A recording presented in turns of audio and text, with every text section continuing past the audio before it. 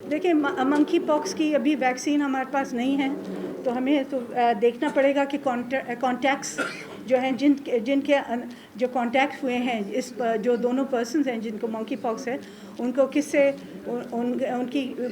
किससे कॉन्टैक्ट हुआ है, और उन लोगों को हमें मॉनिटर करना पड़ेगा, आइसोलेट करना पड़ेगा देखने के लिए कि वाकई में ये स्प्रेड नहीं हो और मंकी पॉक्स दूसरी जगह। और हमारे पास है अस्पताल में गुंजाइश है कि हम इन्फेक्शस डिजीज़ हमने खोल दिए अस्पताल, तो उसमें हम कर सकते हैं ट्रीटमेंट इनका। बिल्कुल, आप यहाँ कंपनीज़ के रिप्रेजेंटेटिव भी आए हुए हैं और वो बहुत सेटिस्फाइड हैं, क्योंकि यहाँ के ट्रायल्स जो हैं बिल्कुल SOPs और क्वालिटी एश्योरेंस के तहत बहुत मुनासिब तरीके से ट्रायल हुआ है और वो बहुत इत्मीनान बख्श ट्रायल हुआ है। देखिए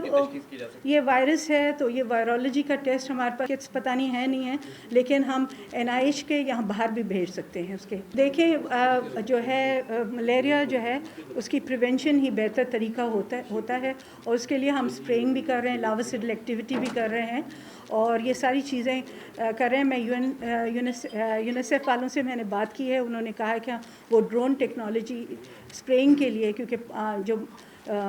पानी है वो बहुत बड़ी एरिया में फैला हुआ है, तो उसकी ड्रोन टेक्नोलॉजी से लार्विसिडल एक्टिविटी के लिए वो ड्रोन भी देंगे।